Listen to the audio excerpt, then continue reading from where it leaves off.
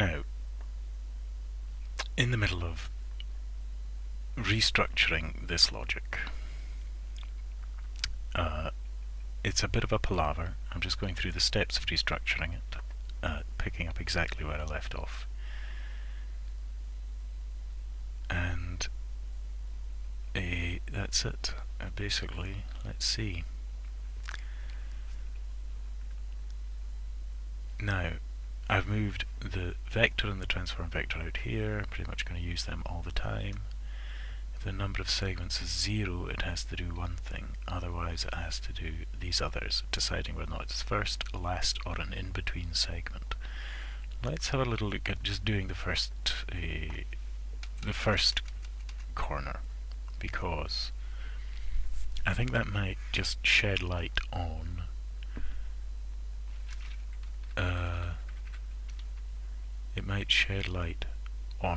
which other parts of this is shared among all the different cases. But I also, just while I'm here, notice that I already know that number of segments is greater than 0, so I don't need to bother thinking about that anymore.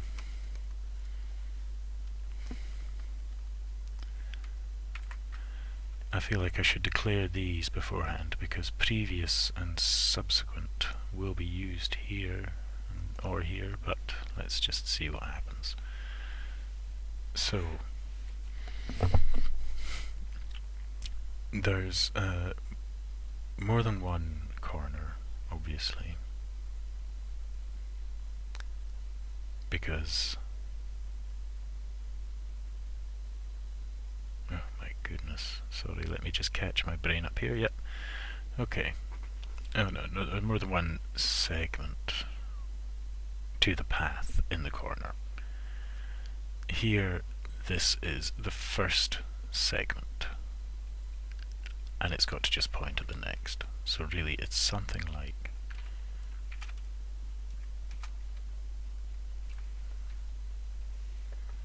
wait, one moment. When I see this, I see that it belongs out here, because I see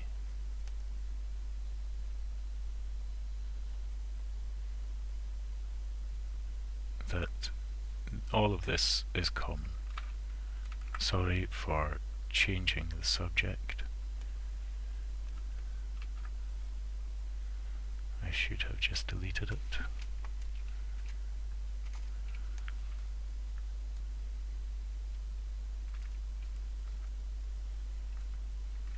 Yeah, okay, now I know the vpause. Now, actually, let me think about what the distinction here is. The vpause being the distance through the path that the selected vector is. So it doesn't matter whether or not the selected corner is the first, middle, or last. The vpause sum is the same. Really, what these do is tell me how many possible constraints there will be. Well, I'm going to carry on with this anyway. One way or another, these will be required, as will this.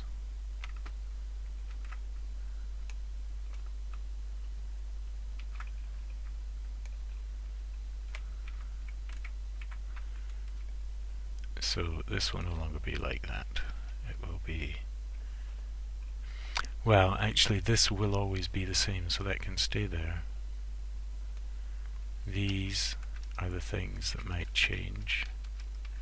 Here it'll just be subsequent corner equals something. Well, it's actually SCN. So actually, I'm beginning to see through all this logic. We will just continue, because so when it's the first corner, it's only the subsequent. Yeah, this subsequent corner that gets considered. When it's the last corner, it's only the previous corner. I'm beginning to wonder if this whole thing makes any sense at all. SCN predecessor value. These are linked lists, by the way. Here I'm defining a new node reference to the first node in the corners linked list. Well, no, sorry, to find the node in the corners linked list that has the value selected corner. Anyway, if selected corner equals, now I don't need to do this so complicated, do I? Yeah, I do. Well, I can say selected corner node equals the first node. I won't bother. Okay. What do I do next here? I get that and I transform it to know that. Okay, well, I will just do that as well. PV I'm determining out here.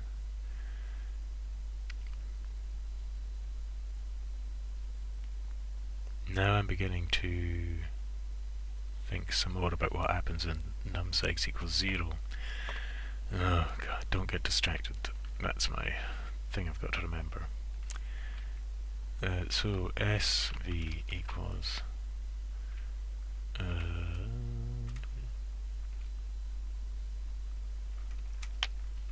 set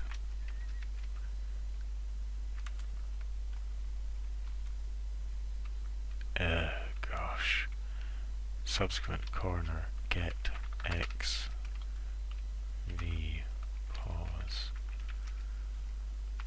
comma subsequent corner get y v pause. Okay, I'm just noticing that this should be set because I'm creating those vectors.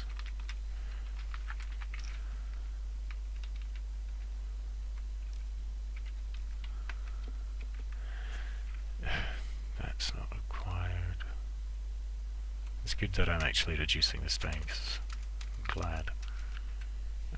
These don't need to look like that. In fact, this doesn't need to be there at all. That's been moved out. This doesn't need this. Sorry for all this tedious rearranging, but it's just necessary. SCN predecessor and successor value. This I can't help but do this too. Okay. So here I'm right now I'm beginning to see the sort of pattern emerge of what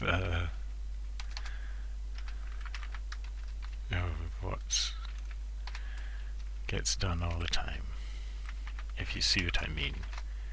Because I start out this process kind of having no idea what I'm doing, but yeah, I can see these common parts. But all this is getting me to, I'm beginning to realize, is a point where I know some points. Like, all of this actually is done in here as well. So I need to think about this a bit more clearly.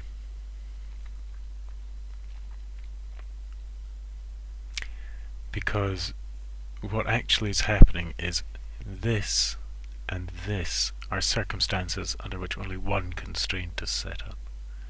And this is a circumstance where two constraints are set up. So really what I want is, I think, now that I begin to see the logic fall out, I think that what I want is a class, a new class. I can hardly believe it. But, excuse me, but a class that describes one constraint, and for each constraint that is active, a set of points are made available. Now, I said before that there's a complication. It's a bit of doubt whether or not this really is a complication, which I'll speak about now because it's going to affect what I'm about to do.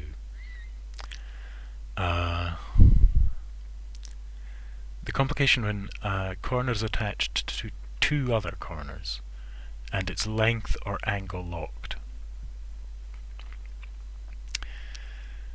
About it having to satisfy both constraints in order to snap. But I'm realizing that that's really not the way it is. If the form of snapping that I'm making, which I do plan to make, is such that it's only within a radius of a snap point that it leaps to it. Otherwise, you are free to move it around. Then the two lines don't have to adhere to the same length. It'll just snap to the point that satisfies, the nearest point that satisfies a constraint being met. That's not ideal, because I'd want to sense that both constraints were being met. Similarly when meeting angles.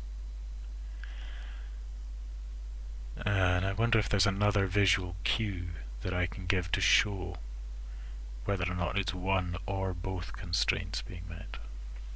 It's tricky. But I think that initially what I'm going to do, I might be able to force it to satisfy both constraints. Initially what I'm going to do is think about a class which describes a constraint. Now, why do I need to do that? And where can I do that? I could put it right in here, but I'm going to do that for now.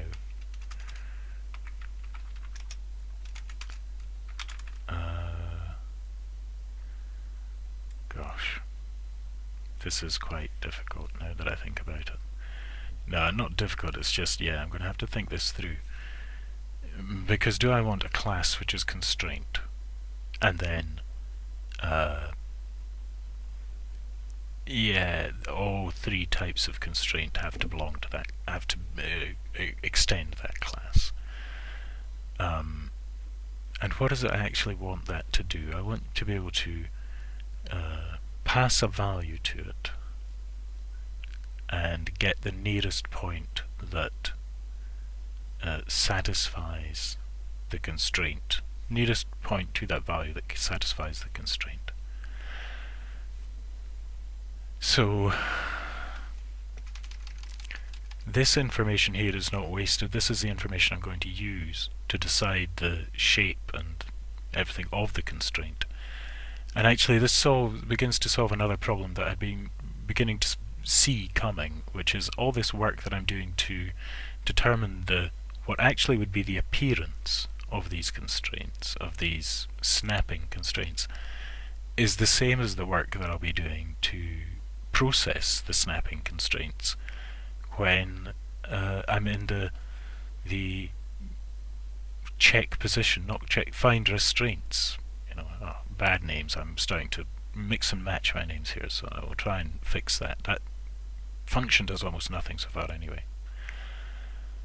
So I'm thinking, because yeah, the find restraints needs to know these things as well, and actually these things, the details that these things figure out will be the things that are held inside the constraint class. And I wonder if I should just make a new... This is not like me at the moment because I have crammed a lot of source into this one file. It's not good. But what I'll do is I will save this as something. And I think it will be constraint. No, what will it be? snapper.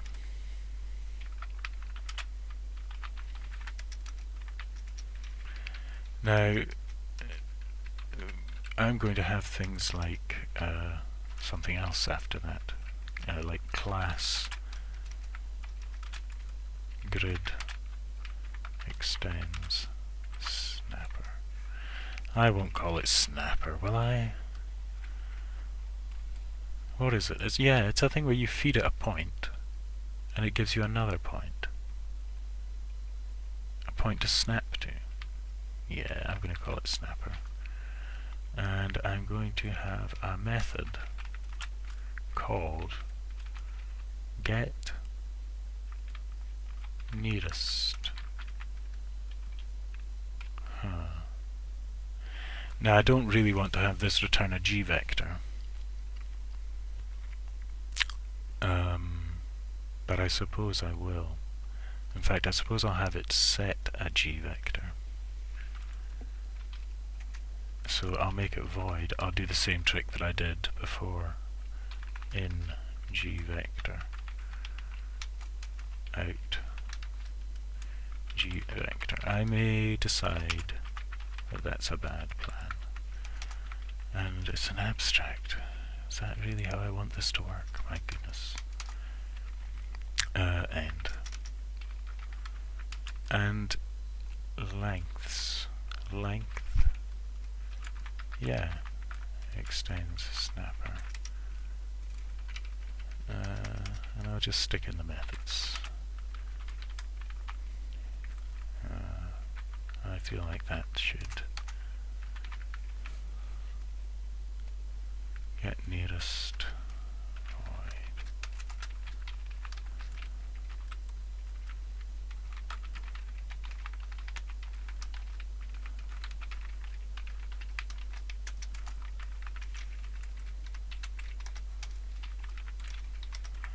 Now, let me think.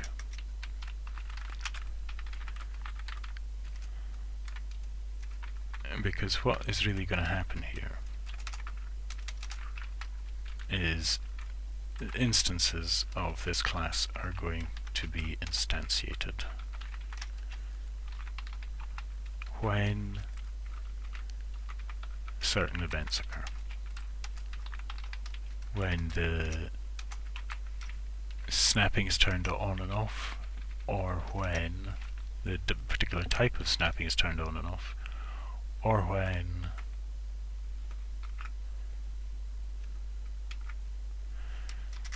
a different point is selected on the screen. That will change the... If length or angle snapping is enabled, then new length and angle snappers will be created when different points are selected on the screen. Boy oh boy. Okay, so what sort of thing has a grid? Does a grid have? It has, and I'm going to do something annoying, which is x size float, and it has a field y size. This means that my grid is like going to be cleverer than the grid in my app, but never mind. Okay.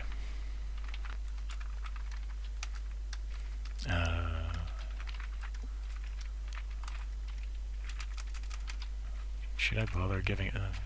I don't know if what the best practices for this sort of thing, like giving things default values in constructors. Bad plan? Don't know.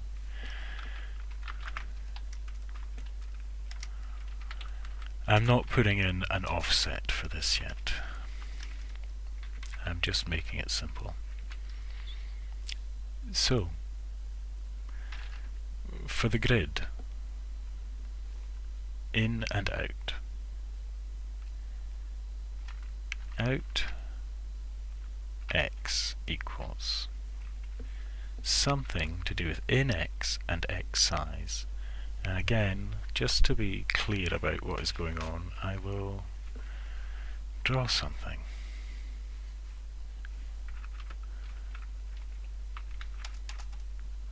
let's see.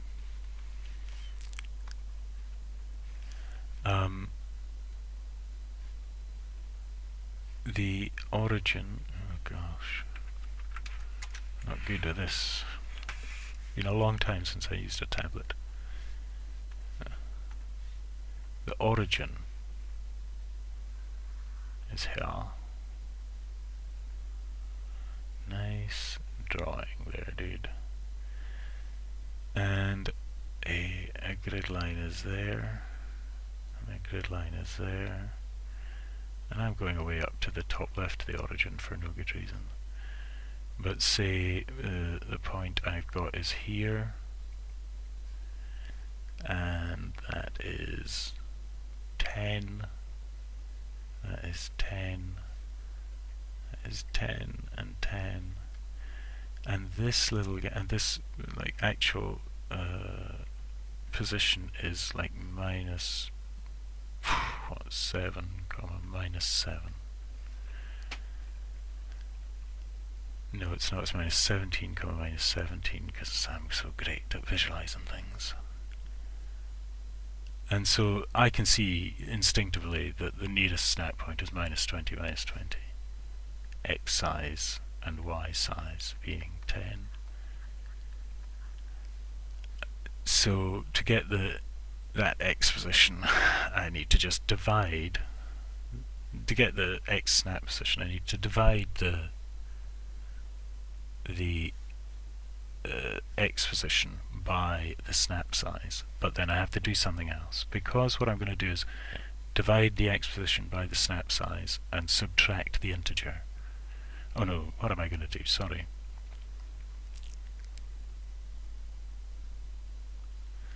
It's because taking the integer of a float gives you, it rounds down. And I want to round to the nearest, like I want to divide this number by the size and then take the integer that brings me to the nearest boundary. So like if I just do minus 17 divided by 10, that equals, and I'll just use a calculator because I'm not ashamed, 17 negative divided by 10. I should be ashamed because of course it's minus 1.7. Now if I divide if I take the integer of 1.7, then I just get 1.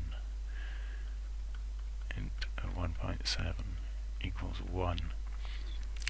But I know that's not right. Like it's only 1 if it's below sort of the point below 15.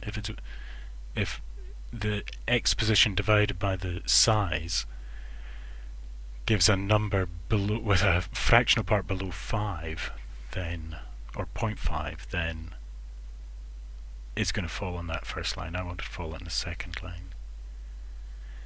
So I have to add a set number to this, and I'm pretty sure if I remember right, the way you do this is add 5. Yeah, because 5 is the X size divided by 2. That compensates for the fact that the integer function rounds down. This is why it always gets confusing to me to round even to a simple thing like a grid. So you have to do this thing of adding half the width of the grid. So now, but that's it. That is what it is, isn't it? So if it was that the point was lying at a 19, adding 5 to that would put it at 24, which means it would still round down to that. At 20 it would still round down. It would be bumped up to 25 and still round down. At 21 gets bumped up to 26. That's fine. All the way up to 25, it's only at 26 it gets bumped up to after 30 when it gets around to 20. Okay. This makes sense? Yeah. So it's the X position plus the grid size divided by 2 divided by the grid size will give me a number if I take the integer of all that, it will give me the grid, like it will give me the grid line, which I then again multiply by the grid size, because this is just like the number of the line I fall on. That's not my actual final corrected position.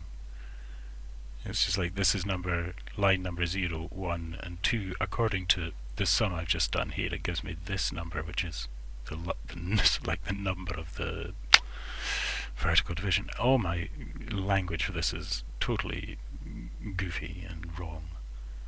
So I just take that line number and multiply it again by the grid size, and I get the actual position. I do it in both dimensions, x and y. So it's this xp plus half the grid size divided by the grid size, the integer of that. I am going to forget that by the time I get back to my editor, which is right here. Out x equals in x plus the grid size divided by 2, divided by 2, all divided by the grid size. And grid size is actually called, I'm going to put all this in brackets and say the integer of it. The reason I typed it out in a stupid way is because I would have forgotten, like if I hadn't. It's not really called grid size at GS, it's called project. Grid size. I've managed to remember my name for the grid size. Okay. Project.grid snap size. Right. I need to do something here, and it needs to be, I need to get a namespace.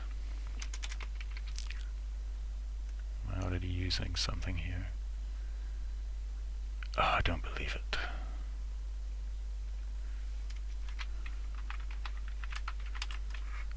I'm not very familiar with using namespaces. And why is that wrong? It's not. I'm not very familiar with using namespaces. I realise it's a very good idea, but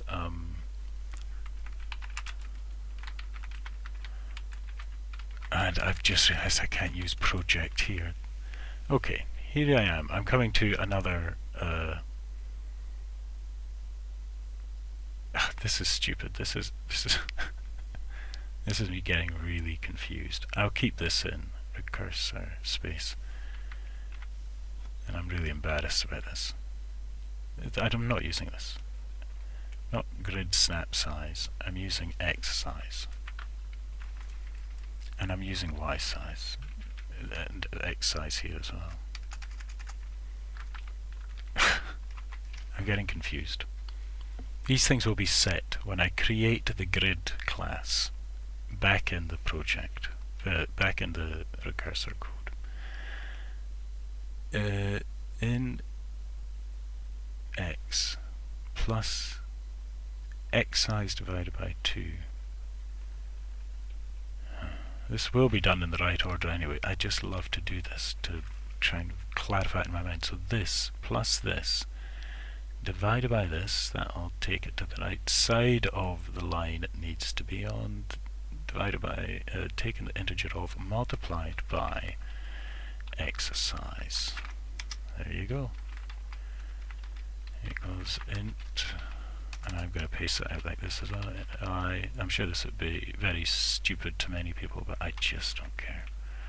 I just need to feel like, and inevitably I'll undo it all probably.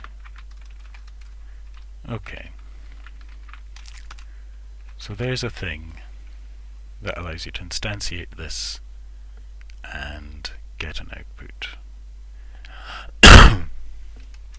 Something similar for length, and it has an origin of g vector, I guess, and it has a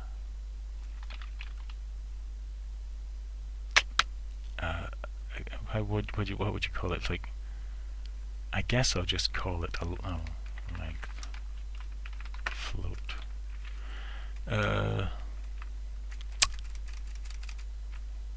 Size, I think, actually.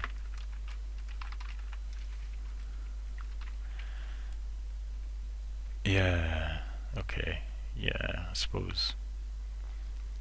Now, in this case, get nearest has to give me a point. Now it's more complicated, isn't it?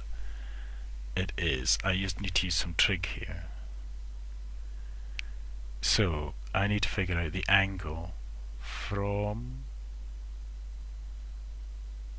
the origin to the angle and distance from the origin to the in vector. So I can say, what do I have? Do I have anything to do that?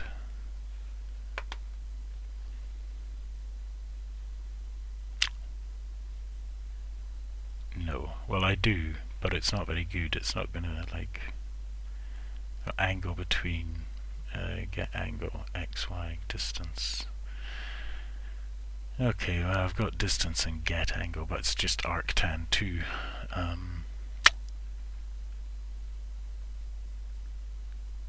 Let me think for a sec. Okay, I always forget this sort of stuff as well, but basically it's not complicated, is it? It is. In fact, I don't need the angle. Not for this one. I just need a local distance float equals distance. Is that what it's actually called? Oh, I hate myself using GUI space using DB. General space.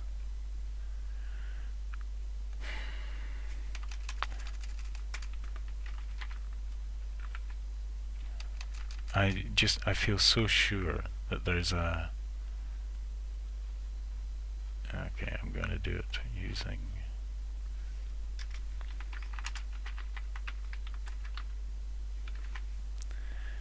This should all be included together. I don't think I'm doing a good job of managing my namespaces. Equals distance. Hopefully it'll work out okay. I think I'm replicating look at all this. Look, there's 3 different types of thing here. I've only got one type of distance. Yeah, these 2 are. But I'm using my own.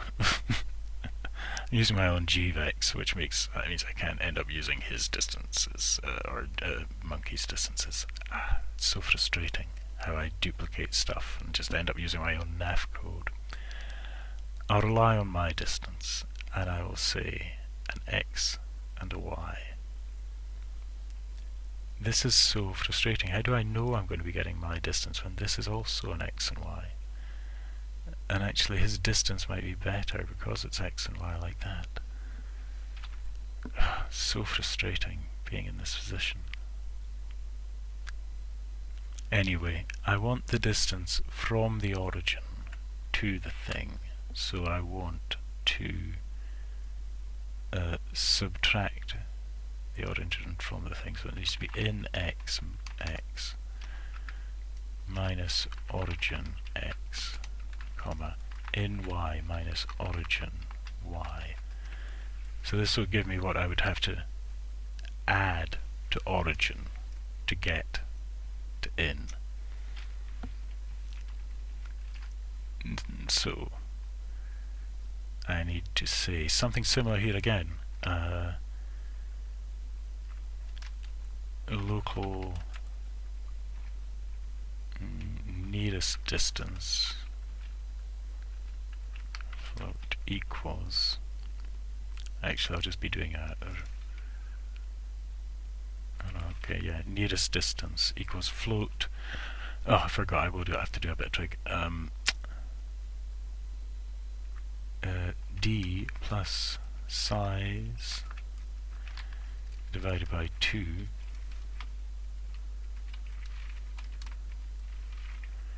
divided by size the integer of d plus size divided by 2 divided by size times size. Okay. Out x equals in x. Oh, I need the bloody angle to it. I hate doing little bits of trig like this. Equals angle 2, did I get?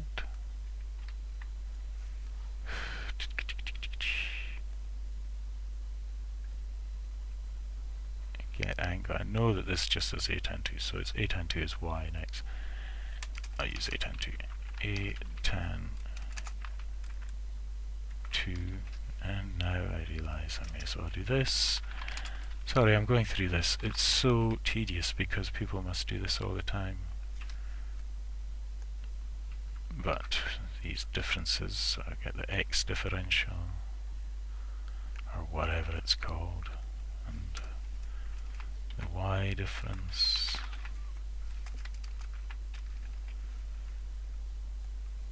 And I myself have done exactly this kind of sum in the last few days as part of doing this code, but I just forget that, of course, yeah, it takes all these steps.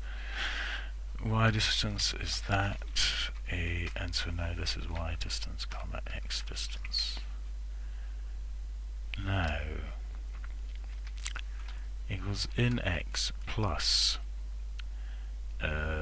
cosine h, so I'm wanting the adjacent, the cosine of a times new distance, nearest distance, out y equals in y plus the sine of a times nearest distance. Okay, is that right? I don't know. Let's say that there's some I obviously am holding this thing squint. Let's say that, what am I saying? That there's the origin of the constraint object.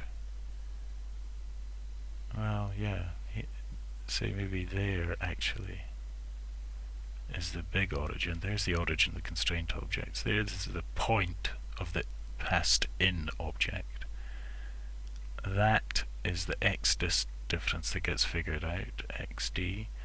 That is the y difference that gets figured out, yd. That is the distance that gets figured out. There'll be a number along here with a new distance that gets figured out.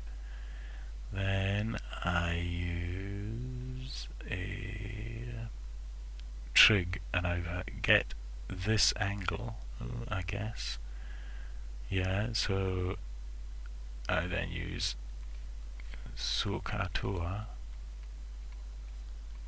I'm saying all this really fast the way I kind of thought about it in my head, and I'm thinking, if this turns out to be wrong, how totally wrong I am.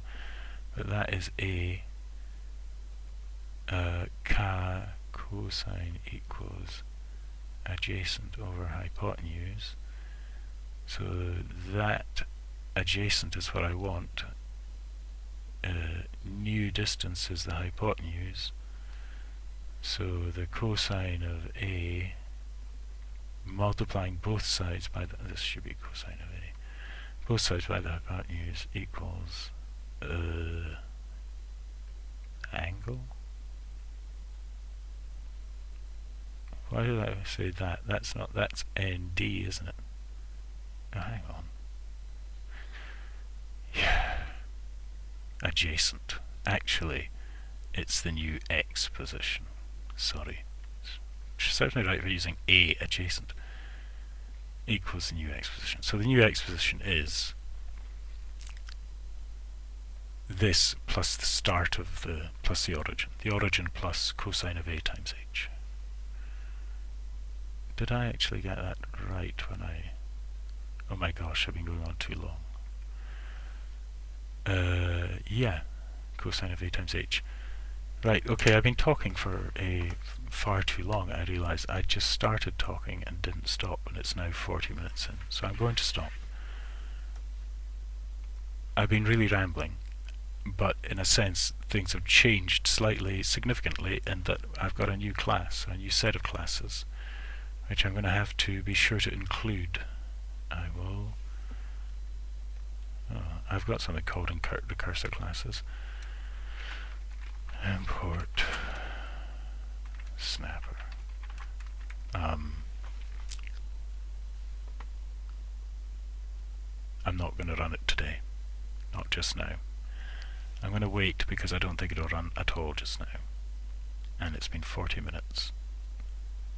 I hope that within the next 5 minutes of the next one I can have it running again. These changes seem slightly dramatic to me now, adding new classes to make these work, but I think it is necessary. And I think it'll actually make the code look much more readable when I'm processing the snapping. Anyway, a tiring one, thinking about these things.